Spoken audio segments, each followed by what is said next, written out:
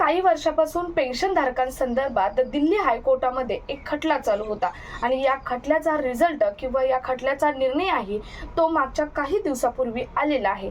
हा निर्णय भले पेन्शनधारकांच्या बाजूने दिलेला निर्णय नाही, म्हणजेच पेन्शनधारकांनी जी मागणी केली होती त्या मागणीला कुठेतरी स्थगिती आलेली दिसतच आहे। परंतु महत्त्वाचं म्हणजे 2026 मध्ये पेन्शनधारकांवरती या रूलमुळे नवीन रूल लागू झालेले आहेत। ते रूल कोणते आहेत किंवा हा निर्णय काय आलेला आहे सविस्तर पाहूयात आजच्या व्हिडिओमधून। तर नमस्कार, मी पूनम आणि तुम्ही पाहत आहात पुन्हा एक नवीन अपडेट। तर हा रूल आहे कम्युटेशन ऑफ पेन्शन किंवा पेन्शन कम्युटेशन संदर्भातील। पेन्शन कम्युटेशन संदर्भात काही संघटनांनी खटला दाखल केला होता मागच्या काही वर्षापासून। हा भरपूर जुना खटला आहे, परंतु याचा निर्णय हा पेंडिंग होता। त्यामुळे बरेच पेन्शनधारक परेशान होते की याचा निर्णय कधी येणार म्हणून, आणि हा निर्णय मागच्या काही दिवसापूर्वी म्हणजे मेच्या शेवटच्या आठवड्यामध्ये हा निर्णय आलेला आहे। हा निर्णय आहे कम्युटेशन ऑफ पेन्शन संदर्भातील।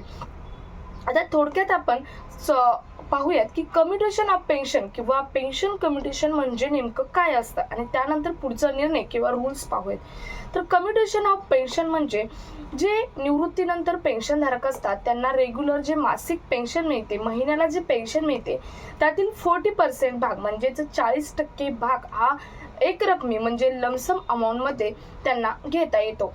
याला कम्युटेशन ऑफ पेन्शन किंवा पेन्शन कम्युटेशन असं म्हटलं जातं।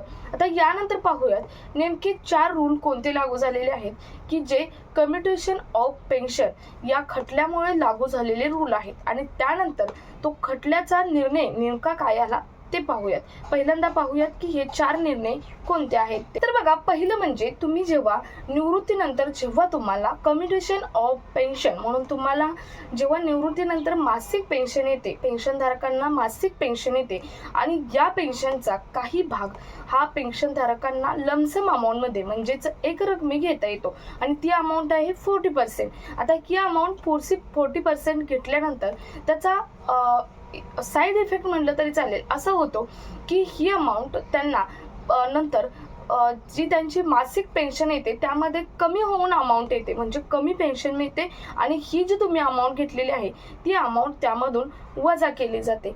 त्यानंतर दुसरं म्हणजे तुमची 40% तुम्ही अमाऊंट घेतलेली आहे, तर समजा फॉर एक्झाम्पल तुम्ही 20,000 रुपये अमाऊंट घेतलेली आहे, एक रकमी अमाऊंट घेतलेली आहे, तुमची 20,000 रुपये अमाऊंट संपेपर्यंत तुम्हाला पेन्शन कमी येणार आणि याचा कालावधी किती असतो तर तो कालावधी आहे 15 वर्षाचा। आता खटला काय होता बघा, खटला होता जो कालावधी आहे म्हणजे पेन्शन कमी करण्याचा, म्हणजे तुम्हाला जी मासिक पेन्शन मिळते त्यातील तुम्ही जी लमसम एक रकमी अमाऊंट घेतलेली आहे ती अमाऊंट ही 40% पर्यंत तुम्हाला जी मिळेली असते ती अमाऊंट ही कमी येते, म्हणजे मासिक वेतनामध्येच ती अमाऊंट कमी येते आणि हे तुम्हाला कुठपर्यंत असतं तर 15 वर्षापर्यंत, आणि 15 वर्षानंतर पुन्हा सुरळीत तुमची पेन्शन चालू होते।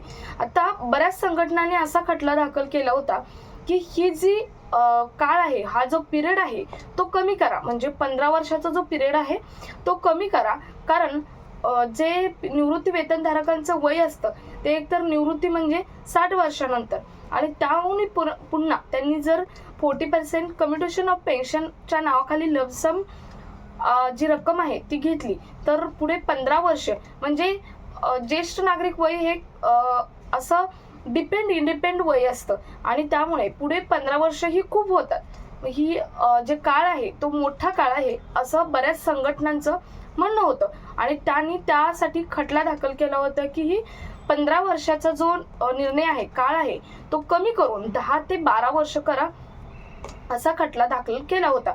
परंतु दिल्ली हायकोर्टने याच्यावरती निर्णय दिलेला आहे की हा काळ आहे तसाच राहणार आहे, म्हणजेच 15 वर्षालाच स्थगिती दिलेली आहे, म्हणजे 10 आणि 12 वर्ष होऊ शकत नाही, तर हा काळ हा 15 वर्षच राहणार आहे। म्हणजे या अगोदर बरेच दिवस हा खटला पेंडिंग ठेवला होता आणि पेंडिंग ठेवून सुद्धा यावरती पेन्शनधारकांच्या बाजूने निर्णय न देता त्यांनी निर्णय असा दिलेला आहे की तुम्ही जरी 40% अमाऊंट लमसम अमाऊंट एक रकमी अमाऊंट घेतली असेल तरी तुमची अमाऊंट तिथपर्यंत 15 वर्षापर्यंत कटच होणार आहे, तुम्हाला तेवढाच पिरियड राहणार आहे। 10 ते 12 वर्ष पिरियड हा होणार नाही. तर अतिशय महत्त्वाचा हा खटला होता आणि त्यावरती निर्णय हा निगेटिव्ह म्हणजेच पेन्शनधारकांच्या बाजूने आलेला नाही. तर अतिशय महत्त्वाचं एक पेन्शनधारकांसंदर्भातील हे अपडेट होतं.